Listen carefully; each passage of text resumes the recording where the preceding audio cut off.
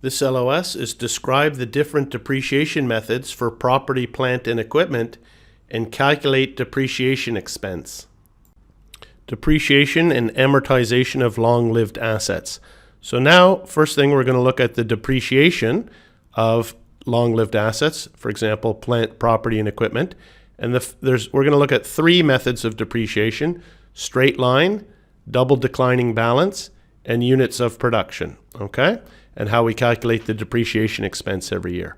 So starting with the straight line, the formula is the cost minus the estimated residual value, or sometimes we call it salvage value, divided by the estimated useful life. So for example, if the asset cost us $110,000 and we had a salvage value of $10,000 and the estimated useful life was 10 years, then our depreciation expense would be $100,000 divided by 10, which would be $10,000 per year, okay? And so be careful, sometimes when you have to do the calculations, they don't start January to December. Sometimes you acquire the asset partway through the year. So to get the depreciation expense then, if it's $10,000 per year, we would divide 10,000 divided by 12, then times the number of months, okay? So sometimes you need to adjust for partial years. Moving on now to the double declining balance. Just make a little bit of space for our calculation. First, there's two steps. First of all, you have to get the rate, and to calculate that, it's 1 divided by the estimated useful life times 2. After you have the rate, then you calculate the double declining balance expense, which is the cost of the asset minus the accumulated depreciation times the rate, which is equal to the net book value at the beginning of the year times the rate. Cost minus accumulated depreciation equals the net book value, okay? So again, the example here for my 10 years, 1 divided by the estimated useful life times 2, 1 divided by 10 times 2, that's going to be the rate of 20%, okay? And we're going to multiply that rate times the net book value at the beginning of the year. Same thing applies for any type of partial year calculations that you'd need to do. And then I made a note here, you do not depreciate past the residual value. So with the accelerated method, you often get into a year like year 3 or year 4, where the depreciation expense would make the net book value less than the salvage value. No, then your depreciation expense just brings it up to the salvage value. Finally, looking at the units of production, the numerator is same as the straight line. It's the cost minus the estimated salvage value, residual value. But we're not dividing by the total useful life in terms of years or time. We're dividing by the total capacity, which is usually in terms of a number of units. And then our actual depreciation expense is going to be the cost minus the estimated salvage value divided by total capacity times by the actual units used that year. Okay, so that's the three methods that we look at, and you need to know how to do the calculations for each. This is just a quick reminder for those people that may have a little bit weaker background in accounting. So when we're looking at the depreciation calculations, in particular for the double declining balance, we need to know the net book value. So how do we calculate the net book value? It's the historical cost minus the accumulated depreciation gives us our net book value. And the historical cost, recall, we looked at this in previous LOS. It's the purchase price plus installation costs, transport costs, etc. There were certain items that are included at initial recognition, and there's certain items that expense. So it's just a quick little review. And then, of course, the accumulated depreciation is the cumulative total of depreciation, which is expense to the income statement. I like to look at it in terms of T accounts. On the left-hand side, I've got my cost. So when we have an asset, the normal balance for the asset is here on the debit side. And we have our accumulated depreciation, and the normal balance, that's a contra account. The normal balance is a credit balance. And every year I'm going to have my depreciation expense.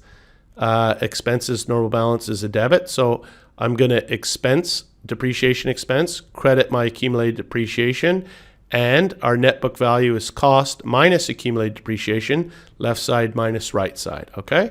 So just a quick little accounting reminder for those of you still getting up to speed on the accounting. So let's do a practice question here to check our understanding. A financial analyst is studying the income statement effect of two alternative depreciation methods for a recently acquired piece of equipment. She gathers the following information about the equipment's expected production life and use.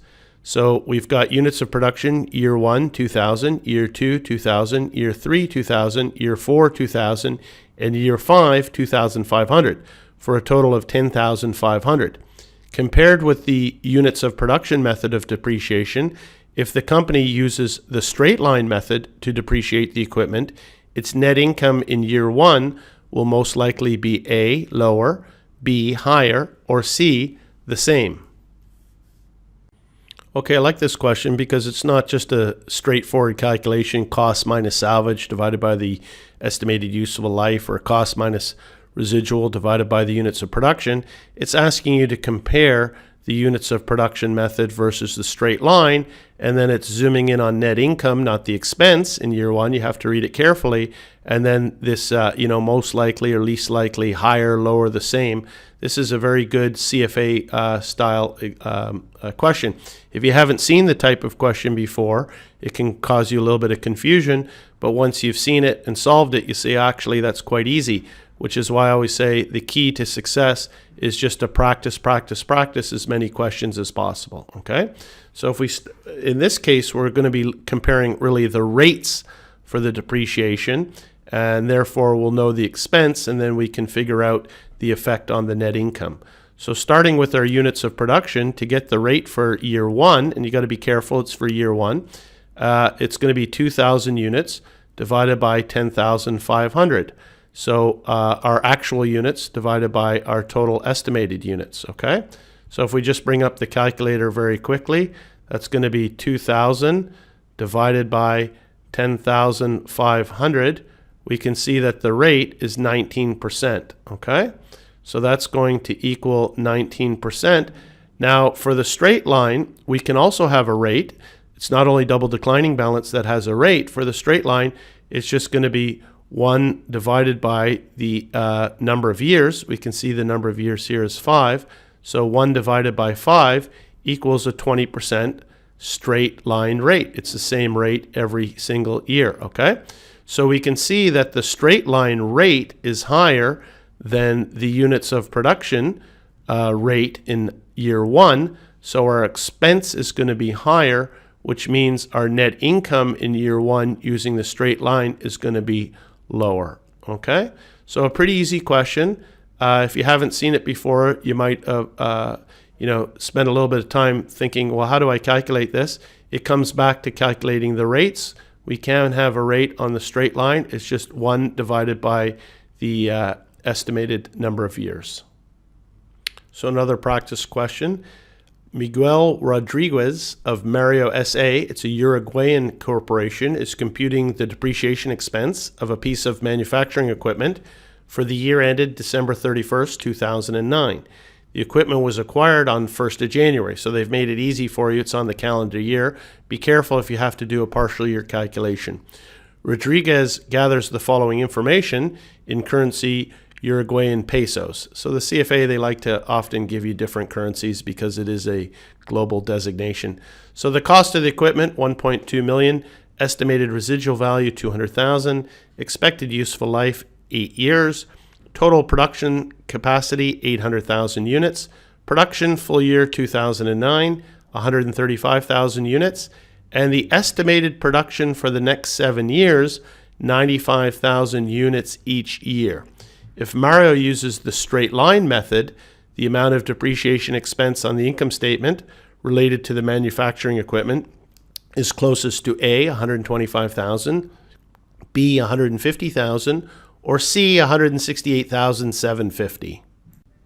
Okay, a little bit of an exam skill. When you see there's a lot of writing here and there's quite a bit of data, what I would do, you have to read the question at some point, is I would zoom in and read the question first and then go up and look at the what's written and what the data is given, because you can see this is a really easy question. It's just saying if it uses the straight line method, the amount of depreciation expense on the income statement is closest to what? So yeah, you got to be careful. You got to read up here just in case there's a partial year and they're giving you the date, so you can't ignore it. So But I want to know what I'm calculating first and then go up, and then I've already have my radar on for things that I should be looking for. And then when I quickly scan the information, aha, so this question is asking for the straight line method. So I don't need the units, I don't need the units at all. I don't need that. I need this. I need my cost of my equipment, the estimated residual value, and the useful life. And I don't need this production for the next 7 years. Again, we call that red herring information, too much data that's given to you. All I need to know, though, is that I got to be very careful that they're not asking me for a partial year. It was acquired on the 1st of January, and it's for the fiscal year end. For example, if you acquired it on the 1st of July, then you would need July, August, September, October, November, December. That's 6 months. So you would take your depreciation expense divided by 12 times 6, for example. But in this case, it's for the full year, so it's just 1.2 million minus the 200,000 divided by 8 gives you 125,000 per year. Okay. Again, if it's a partial year, just divide by 12 and then multiply by the number of months. But a very easy question, and the exam skill tip on this is read what's required first, then go up and look at what they're giving, and then you'll be able to filter through very quickly and answer under 90 seconds. Okay, so this is just the same question, and again, that's the same advice, is that I'm going to zoom in. Oh, this one they're asking for the units of production method. So I know I need my cost, I need my salvage, and I'm going to divide by the total number of units times by my actual units. But they've given me here something 95,000 units per year each year for the next 7 years. Do I need that or do I not need it? I need to think. So anyhow, we need to answer if the depreciation expense is A, 118,750, B, 168,750, or C, 202,500. Okay, this is a fairly easy question actually. B is correct, so using the units of production. So remember the formula, it's going to be cost minus our salvage or residual value divided by the total number of units times the actual number of units used. You can see they changed that in terms of the solution. That's the exact same as cost minus salvage times actual over total, correct? So that's pretty easy. So it's 1.2 million minus 200,000 times 135,000 over the 800,000 gives us 168,750. Now they gave us this little bit of information here. Aha, estimated production for the next 7 years. But if you just brought up your calculator and looked at it very quickly, that is 95,000 times 7 years plus the 135,000 units that I did this year equals the 800,000. So there was no need for this. It didn't change our calculations at all. It's simply cost minus residual times actual units divided by the total productive capacity. And that's the last slide for this LOS. Thank you.